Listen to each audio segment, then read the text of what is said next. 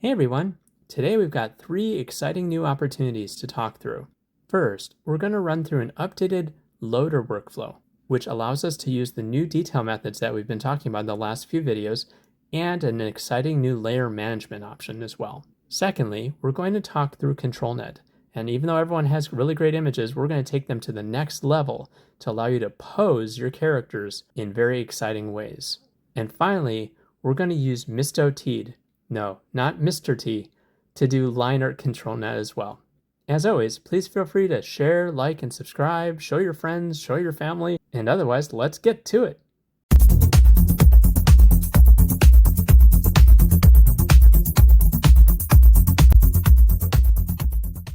Okay, great. So we have our waterfall here in Ireland, which looks great. And we're going to now add to our layers up above. So we're going to bring in a new subject. You can pause the video if you want to recreate this, but it's very simple. Same sort of setup with the align your steps, with the power lower if needed, right? Everything is here actually. In fact, I have this set up as a new subject matter, so I can just replicate this very quickly every single time. We have a different video around templating.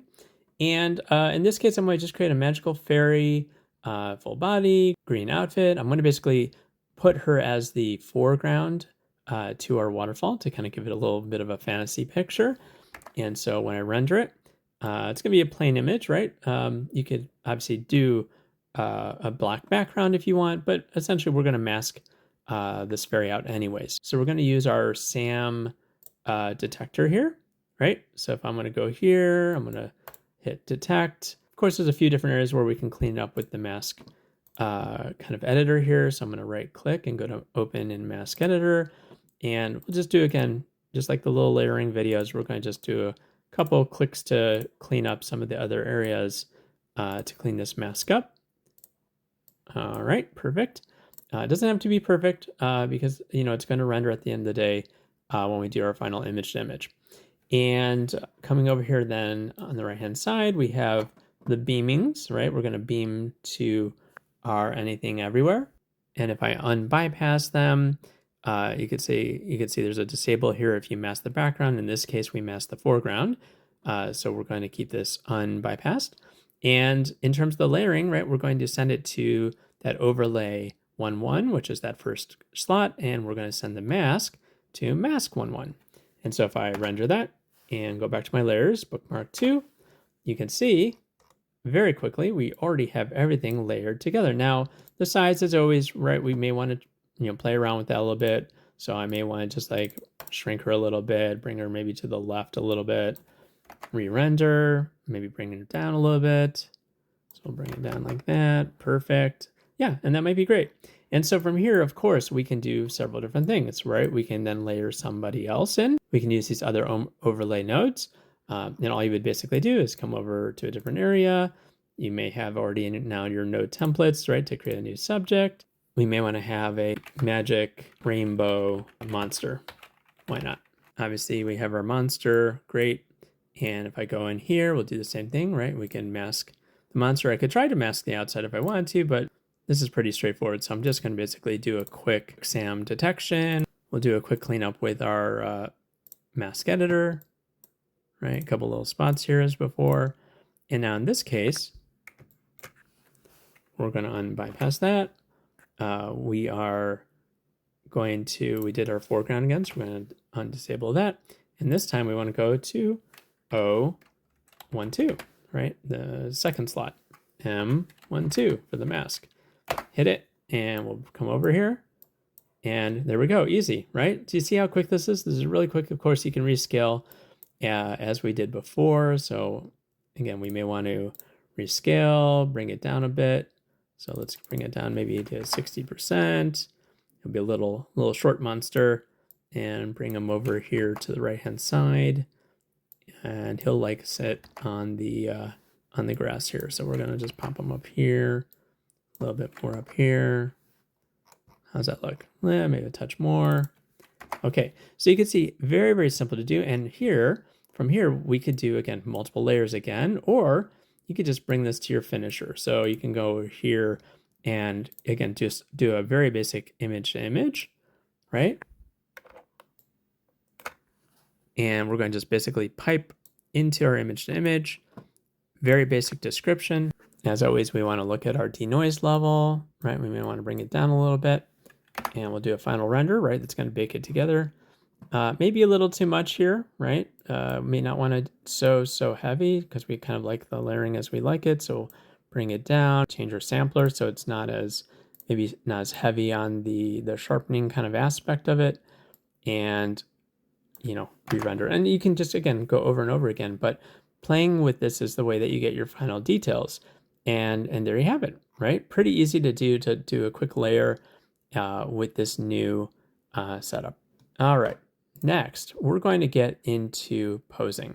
Now, as you saw with that intro picture, sometimes it's a little difficult to get exactly the pose that you're looking for. There's multiple ways that you can do this, but I found a few really great, easy, free websites to greatly accelerate being able to pose your characters.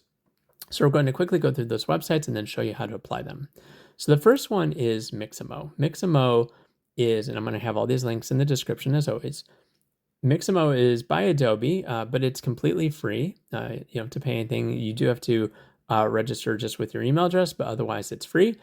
And you can see you have a ton of different poses that you can do. Now, of course, the question will be, how do you get this into Comfy? And you'll see it does not take very much at all. So in this case, we're going to do a quick soccer scene. So I'm going to quickly type soccer in terms of the different poses. And these are, you can see animations.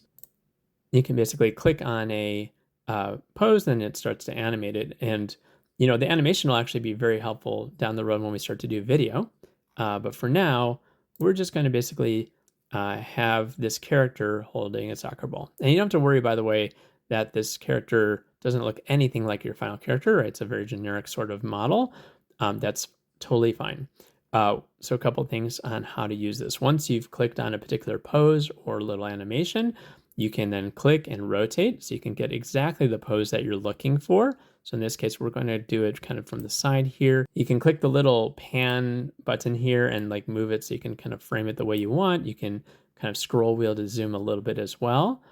And there's, depending on the different animations or poses, you have different ways that you can also modify your character. So if you wanted sometimes to increase your arm space, like where the arms are located, very, very easy slider to do that. And you might get some little weird poses here as well. But you basically get to where you want. You can then pause that animation. You can, kind of scroll to or scrub to where you want it to go. We're just going to have this character holding the soccer ball right there. So I'm going to go back to the rotating here, and we'll say that's going to be your pose right here. So I like this pose. The soccer ball is going to eventually kind of sit right here. And now you're just going to basically do a screenshot and go forward. But before we do that, we're going to go to the other sites first because the technique is exactly the same for all of these. So the next site is called Pose Maniacs. It's kind of similar to the Mixamo one, also totally free. And you can go to the search area and you can then choose the gender or the kind of what category of different poses you're looking to. So in this case, we want to do soccer, right? And you have all these different kinds of poses again. So this site actually is a little different. Once you find, let's say, the pose that you want, you can rotate by, again, click and dragging just like you did before, but there's no real animation here. So basically, whichever pose you like, that's the one you're going to go with. You can, of course, change the lighting as well, but it's a little simpler of a site, but sometimes you may not find a specific pose that you're looking for on the Mixamo site. This is a great secondary site to look through. So again, same sort of technique. We're going to screenshot this and then we'll take it to the next level, but we're not done here. So we'll leave this one here and we will go to our third site. Third site is a little more powerful, but it does have both a free and a priced option. It's called posemy.art. And I'm going to kind of show you there's two different ways to go about this. One, you can search for different poses. So if we said, for example, soccer, right? You may have some pretty good initial shots. You may not. In this case, I think I kind of like this one, right? So then you can click open pose, or you can just open pose my art and just start from scratch, and we'll do show you kind of what that looks like. And when you hit open, it's going to bring you into this kind of environment. Now, the same sort of thing. You can click and drag to rotate as you can with the others. This one we have a couple different characters, so we won't necessarily need these additional ones. So I'm going to delete that character. I'm going to click on this character, and I'm going to delete that character and zoom a little bit in. In this site, you can right click to kind of pan a little bit, so you can get that pose just the way you want it to. But here's the powerful thing for this site. You can actually click and change the pose of the character. You can see some characters were actually their premium models, so you're not going to be able to modify those particular poses. Though you could, again, from this shape alone, you could get to your end output when we're starting to control it. But to get exactly what you're looking for, you can go to the Pose My Art site and then click open, and you're starting with kind of like a default character that you do have the ability to modify. And so you can basically click on that person, and you see these like dots that represent different elements of the skeleton when you click on that person. Now, interestingly enough, you can control every little aspect of this person. So if you want to control this one little finger, you can click on that one finger, and then you can rotate them along different axes. Now, it's a pain to have to modify every little piece here when you have a general concept of what you want, right? So we said we have a soccer player that we're trying to get into a good pose. So in this case, there are these kind of gray shade areas, and this is going to allow you to quickly modify many elements of that area without having to modify each individual bone part or muscle part. So in this case, we're going to click, and you can see I'm clicking on the gray part, and by doing that, you have much more control. If I'm going to drag here, right, you have much more control because it controls all the different elements of that skeleton structure, which is great. So in this case, if they're playing soccer, we're going to keep their arms down, right? And we may want to have their leg up. You can see it kind of modifies this a little bit. There we go. And you can see, right, the soccer ball is going to go here. We may want to change the orientation of their head, right? So maybe they want to be looking over to the side here. So you have complete control over how you want this person to pose, which is kind of cool. And but it does take a little bit of time. So like it's all, again, a factor of how much effort needs to be spent on getting this to work and be posed exactly the way you want it to be. But at least you can see you have complete control here. Now, end result, as we've said before, is to get to the screenshot, right? So all three of these are kind of roughly posed the same way that we want. So we're going to go back to our Mixamo site here, and we're going to now take our screenshot. So as always with Windows, you want to do like a Windows Shift S, and then we'll kind of drag the box around how we want things posed. So this is on our clipboard now. We're going to paste this in. And going back to Comfy, first we're going to start with our background as we did before. So we're going to start off with a nice background here. Perfect. Even has a soccer ball, which is great. And we're going to create our subject. So in this case, we're going to Control V. We're going to paste our pose, and then we're going to start to do ControlNet. So what is ControlNet? So ControlNet is allowing us to take the shape that we see and to greatly influence, condition how we want the end rendered item to look. So in this case, we're going to also create a new kind of subject as we did before, because this is the soccer person that we're going to now render. And but we have to now do the controls. So we have our kind of pose. We're going to describe what we want to pose, right? But if I just rendered this by itself, you'll see it's not going to be posed exactly what we like it to be, right? In fact, there's two of them. One thing that you're going to see is there's going to be a resolution change here, right? Because this is a vertical shot, this is a horizontal shot, but I'll show you what that looks like. So we have a soccer player, we have our pose, and now we want to influence it. So now we're going to go and search for applying ControlNet, right? And this is a foundational element, so you don't have to download anything special node-wise. And there's a couple of other inputs here, right? So one is conditioning and one is Controlnet itself. So what's going to control things? However, simply posting the image into the Controlnet is not going to give you as much control as you want, because we're going to be looking at this from a depth perception, right? Right now it's just an image. We want it to be evaluated with the depth perception, just like that previous video we did around abstract. And so what we're going to do is we're going to first bring this into depth anything, right? That's going to turn it into a black and white image and give it a little bit more resolution. And that's going to be what's going to go into our Controlnet, right? So now we have a black and white image going into Controlnet that has the depth, right? And what does the face kind of look like with the shoulders, the posing, etc.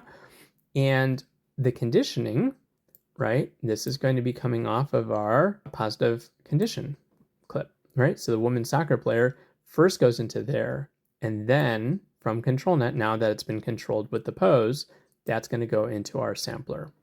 And the final item that's missing is the Controlnet itself. And so when you drag that down, most options by default, you'll have your Controlnet loader. And it's going to say, well, what kind of Controlnet do we want to use?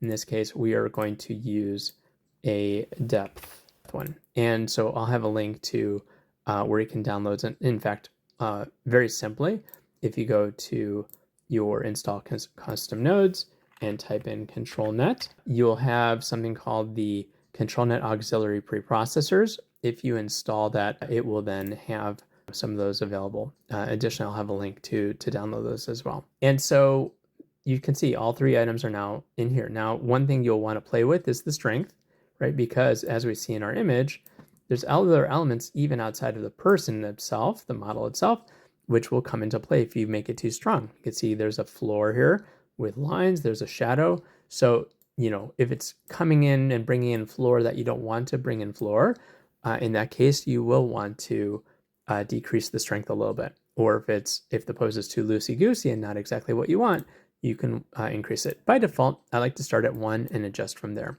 So from here, I'm just going to re-render. So a couple things that you'll want to modify. So in this case, right, because the resolution is different, we want to make the orientation the same. So I've added an empty latent image here.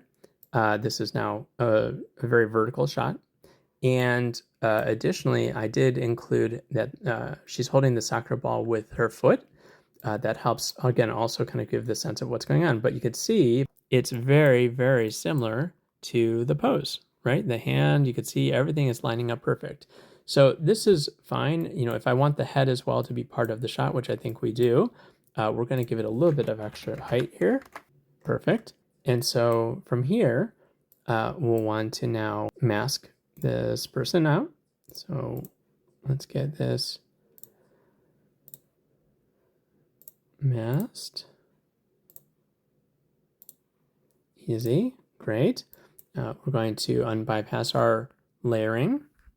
And we're going to jump to our layers. And oops, what's going on? So you'll see sometimes that the background will come instead of the foreground. So in that case, if we go back down to where we were, you'll want to just, because we didn't mask the background, we masked the foreground, we want to not have that inverted. So if I go back here, you can see we have our soccer player. And I'm going to bring down the scaling a little bit here, right? And you can, again, pose the final pose however you'd like. But you can see you have much more control now over what that pose looks like. Okay, great. Line art. Now, line art is a little different. We're not doing it via depth. We're going to be looking at it from a line sort of sketch drawing sort of perspective.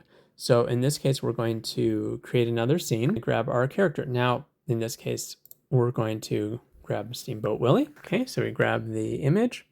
And this time, we're going to create a new character. So we'll do a new subject, and we'll just say mouse character.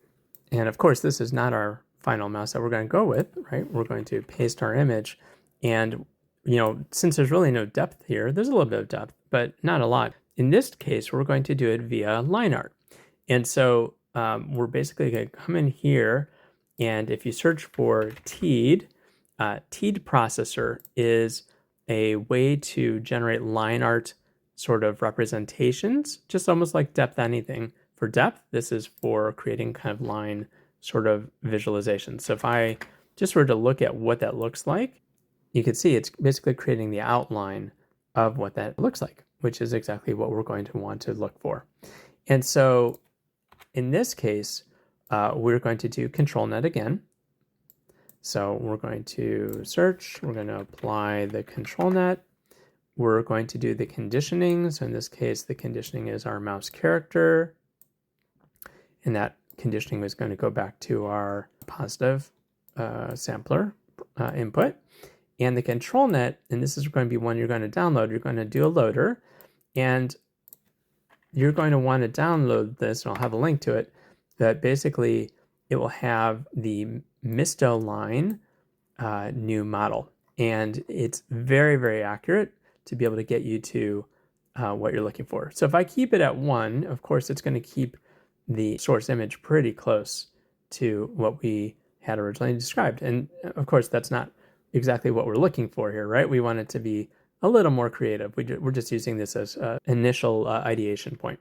So we're gonna keep this kind of lower. We're gonna do it to maybe 50%, and you can play with this percentage to kind of get you to what level of control you want the AI to have using your initial image. And so, you know, again, you're going to play with it a little bit more and play with it a little more, and then eventually you're going to get to the kind of the pose that you want. Speaking about control, if you want to have control over which new models coming out get tested for the top 10 STXL model list, feel free to click the join button and you have top preference to help guide which models we test. Since there's so many models that come out, you can help prioritize that. Okay, well, I hope this was helpful as always. Please feel free to share with your friends, and otherwise, we will be talking soon.